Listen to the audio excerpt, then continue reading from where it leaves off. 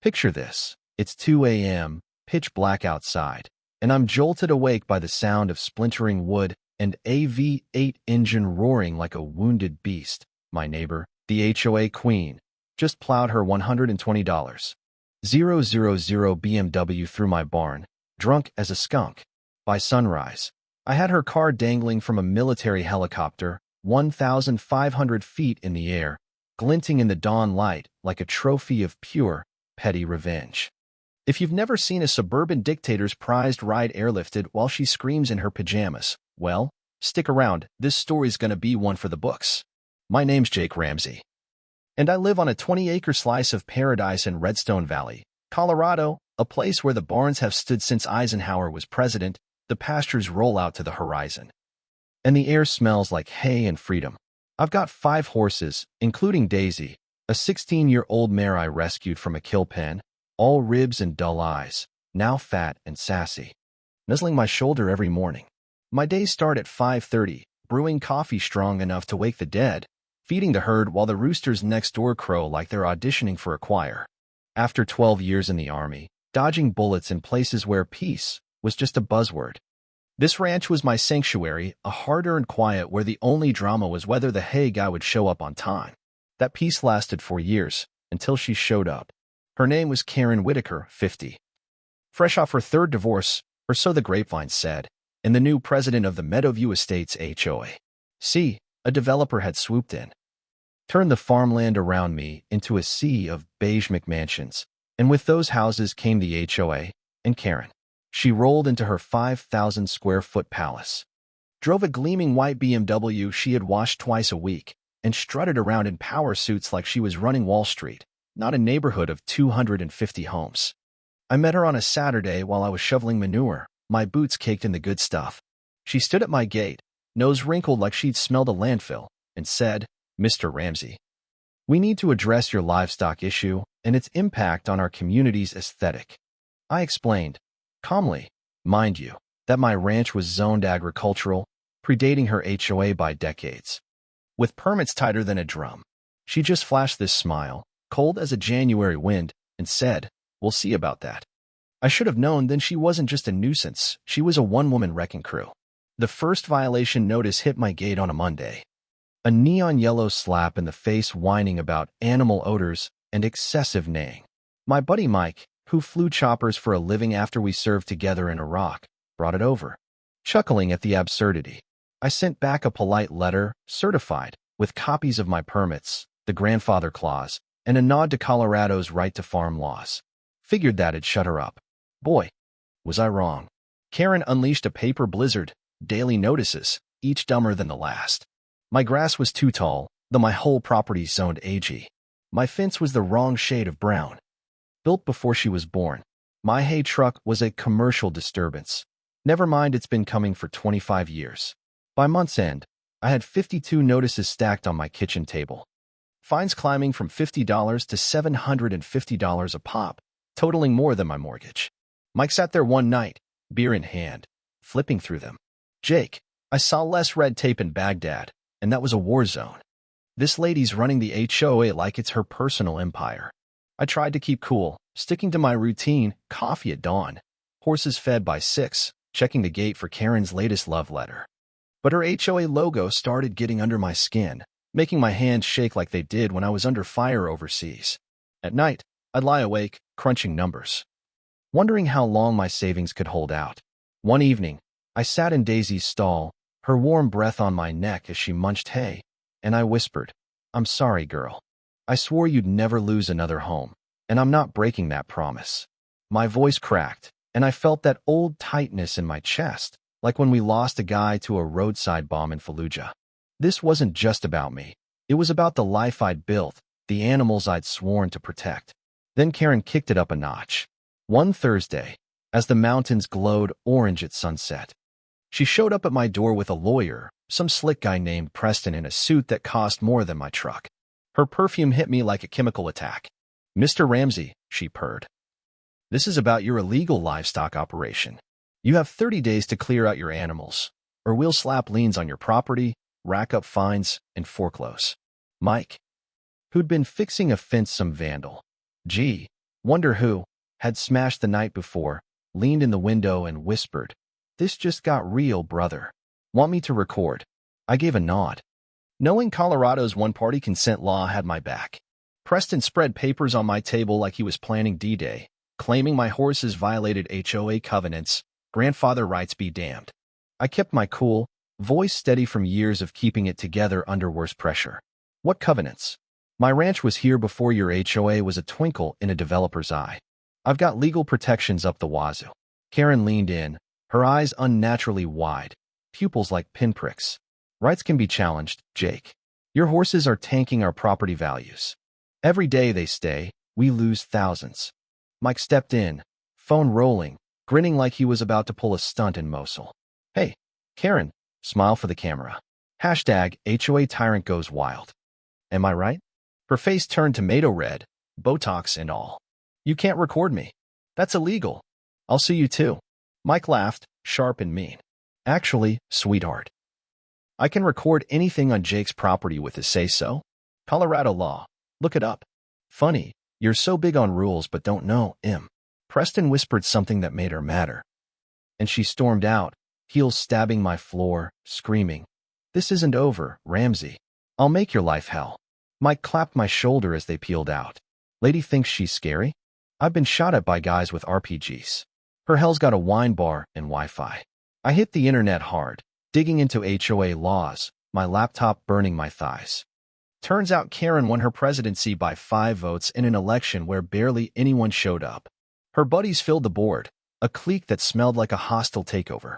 I flipped her game, documenting 27 violations of her own. Her lawnmower roaring at 6 a.m., her yappy dog crapping on neighbors' yards, her BMW blocking sidewalks during her loud-ass wine parties. The HOA meeting she called was a circus, packed like a Black Friday sale. Karen stood at the podium, PowerPoint blazing, painting my horses as plague carriers, claiming they'd crashed property values by 4%. She was good, mixing just enough truth to hook the gullible. But then Mr. Thompson, a quiet old guy who'd lived here when it was all dirt roads, stood up, voice like gravel. "Your motion's out of order, Karen. You didn't give 30 days notice per the bylaws, and I've got a petition 45% of residents backing Jake's ranch. That stops this cold." Karen's smile cracked, but she snapped, "As president, I decide what's best. Livestock doesn't belong in a modern neighborhood." Thompson just shook his head. "This ain't your kingdom, Karen. Some of us remember what community means." The room exploded, neighbors yelling, friendships fracturing. Karen stayed icy, but I saw her hands tremble when Thompson spoke. There was history there, and it wasn't pretty. Things went from bad to catastrophic. At 5 a.m. one morning, Mike was banging on my door, voice shaking in a way I hadn't heard since we were pinned down in Ramadi. "Jake, your horses, get out here." I ran out, shirtless, heart pounding. The barn door was smashed open, swinging like a broken bone. 2 horses, Juniper and Blaze. Young geldings I was training for kids with disabilities were gone. Tire tracks gouged the mud, and nailed to the fence was a handwritten note in Karen's jagged scrawl, "Improper animal containment. $600 fine. Shame your horses wandered off." Huh. Rage hit me like a freight train, but I called the cops, hands steady from muscle memory. Deputy Sarah Lopez rolled up, 38. Built like she could bench me, a dragon tattoo peeking from her sleeve. She snapped photos, measured tracks, bagged the note. Off the record, she leaned in. "Traffic cams caught a white BMW tearing through here at 2 a.m., swerving like a drunk. Guess whose plate? Karen's called my precinct 19 times, bitching about my cruiser's parking. Even said my badge was unpolished. But proving she stole your horses? She's too slick for that, probably paid cash, no trace. We found Juniper and Blaze 3 miles away, corralled in a junkie lot. Spooked, but okay, whinnying like crazy when they saw me. Loading them into Mike's trailer, I felt relief, but also a cold, focused fury, the kind that kept me alive in war zones. Someone had scared my animals to get to me, and that was a line you don't cross. Mike flew his drone, pulling footage that showed BMW tracks and a women's size 8 heel print. Designer, no doubt. It wasn't enough for court, not with Karen's money and lawyers, so I played her game, but better. I read the HOA's 400-page rulebook, cover to cover, and unleashed hell, 15 violations a day, all legit. Her mailbox was half an inch too wide. Her trash can sat out 40 minutes too long. Her bird feeder drew pest crows. Mike's drone caught her rolling stop signs, letting her dog off leash. Idling her car too long. Her mailbox overflowed with my yellow notices, and Mike's blurred videos hit the internet, racking up 3 million views in a week. Local news jumped in, and the comments were a riot, folks sharing their own HOA nightmares, suggesting everything from lawsuits to Molotov cocktails. Karen hit back, venomous as a viper. She targeted my supporters, calling them slurring threats from her Pinot Noir haze. The worst was Mrs. Chin, a 70-year-old widow who'd brought me dumplings every Sunday, saying, "Horses make better neighbors than some people." She'd stood up at the meeting, voice quavery but fierce, telling Karen my ranch was here first. Karen called her, screaming she was a doddering fool who'd regret crossing her. Mrs. Chin landed in the hospital, chest pains from stress, her son live-streaming from her bedside, monitors beeping. The neighborhood snapped. Karen wasn't just my problem. She was a bully terrorizing everyone. I looked at Mrs. Chin's frail frame, hooked to tubes, and something in me hardened. "Enough games," I told Mike, who nodded, eyes dark. "Time to dig up who Karen Whitaker really is." Mike called old Army contacts who could find dirt on a ghost. Sarah showed up that night, off-duty, jeans and a hoodie, handing me a USB drive like it was radioactive. "Can't do this officially," she said, "but you need to see this." The files were a goldmine, security footage of Karen meeting developers in dark lots, passing thick envelopes, stumbling from HOA meetings, wine bottle in her purse, keying a car after a vote went against her. The kicker? Her real name, Karen Sokoloff, wanted in Arizona for a 2017 scam, pocketing $300,000 in fake real estate deals, then skipping bail. The final clip, from a fancy restaurant, had her telling a developer, "Crash Ramsey's property value. Get him desperate to sell. Once he's out, we'll clear the rest for your condos. 25 acres, big money." It wasn't about horses, it was about land grabs and kickbacks. I was watching that clip when headlights flooded my house. An engine roaring closer, louder, unstoppable. Before I could move, my living room exploded, glass flying, drywall crumbling.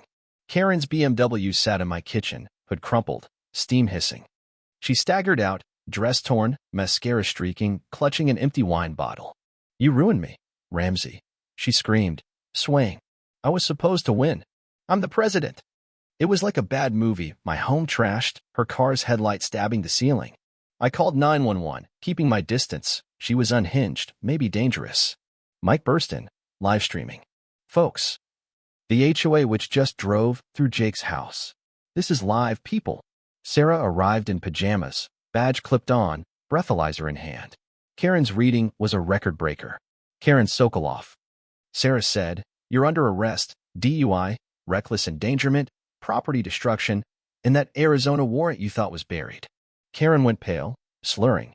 "How do you know that?" "Greg swore he'd hide it." Sarah snapped the cuffs. "Greg who?" But Karen shut up, realizing she'd spilled. "The crash didn't just wreck my house, it hit my barn." Daisy took a beam to the flank, barely breathing. The vet, Dr. Ellis, worked all night, face grim. 50-50, Jake. If she pulls through, she'll limp forever. I sat with Daisy, her labored breaths tearing me apart. I cried, ugly. Got deep sobs, like when I lost a brother in Iraq. This wasn't just about a horse. It was Mrs. Chin in the hospital, neighbors scared silent, a community shredded by one woman's greed. Karen was out on bail by noon, her lawyer spinning lies. She swerved for a dog. My barn was illegally placed. But Mike's live stream had 5 million views, her drunken rant meme to oblivion. She doubled down, sending a message through her attorney. Drop all claims, kill the posts, leave in 30 days, or she'd sue every neighbor who backed me, drowning them in legal fees. I stood in my ruined kitchen, the BMW-shaped hole letting in the morning chill, guilt gnawing at me. My fight was hurting others. Mike found me there, his usual smirk gone. What's the move, Jake? She'll burn this place down before she stops. I looked at him, a plan forming, sharp and reckless. Remember that op in Basra, where we made the enemy regret crossing us? Call your chopper guy. Tell him to bring the biggest bird he's got. The plan was insane, but legal. State law let me remove a crashed vehicle from my property by any means necessary. I called a lawyer, Tim, who laughed so hard he cried. It's Batit, Jake, but it's airtight. It cost $18,000, Chinook, crew, permits, but Mike's pilot friend, Dan, was in after hearing about Daisy. That horse helped my son walk again, he said. Name the time. We set it for sunrise, when the light would hit just right. And spread word online, vague posts with helicopter emojis that had neighbors buzzing. By 4 a.m., folks were out with coffee and phones like a block party for justice. At 5:30, the Chinook roared in. A green monster shaking the earth, car alarm screaming. Dan's voice crackled over the radio. Ramsey, 1 BMW pickup, as ordered. They strapped Karen's car, still in her driveway. Untouched since her bail, lifting it 60 feet, spinning like a rich lady's piñata. The crowd went wild. Holy shit, he's doing it, a kid yelled. Mrs. Larson, who'd baked me pies, was crying happy tears. About time someone stood up to her. Karen ran out in silk pajamas, barefoot, screaming, "My car. That's terrorism." Sarah strolled up, chewing gum. Just illegal vehicle removal, ma'am. State Law 248.2. Pretty damn cool, though. The Chinook looped the neighborhood 3 times, news choppers circling, then set the BMW down in the HOA lot. A banner unfurling. This car crashed my barn, driven drunk by HOA press. Justice flies high. That afternoon's HOA meeting was a zoo. Karen marched in, lawyers in tow, dragging a suitcase stuffed with lawsuits. Vote me out, and I'll sue you all into the ground, she spat, waving a folder at Mr. Thompson. Starting with you, Greg. Want me to spill your secrets? Thompson stood, slow and steady, plugging in his laptop. You want to play dirty, Karen? Let's do it. He showed bank records. $280,000 siphoned from HOA funds for her vacations, fake invoices, designer bags. Then a police report. Karen Sokoloff, Arizona fugitive. Sarah walked in with FBI agents. Karen Sokoloff, you're done. Embezzlement, fraud, identity theft, and that warrant. Karen thrashed as they cuffed her, screaming, Greg, you swore you'd protect me. Thompson's voice was ice. You're a parasite, Karen. You used my grief to con us all. The neighborhood rebuilt fast. A fundraiser pulled $35,000 for my barn, Mrs. Chin chipping in $6,000 for Daisy's vet bills. Daisy made it, limping but strong, still carrying kids and therapy rides. The HOA got a new board. Mike is president, his first rule, don't be an asshole. Karen got 7 years in federal lockup, last I heard, reorganizing the prison library like it's her new fiefdom. Her house sold to a young family. Their kids already begging to ride Daisy. Mike's chopper business is booming, and Sarah's a lieutenant now, dragon tattoo flashing when she waves. Was the Chinook worth $18,000? Hell yeah. Karen's face as her BMW flew? Priceless. But the real win was this place finding its spine, choosing neighbors over tyrants.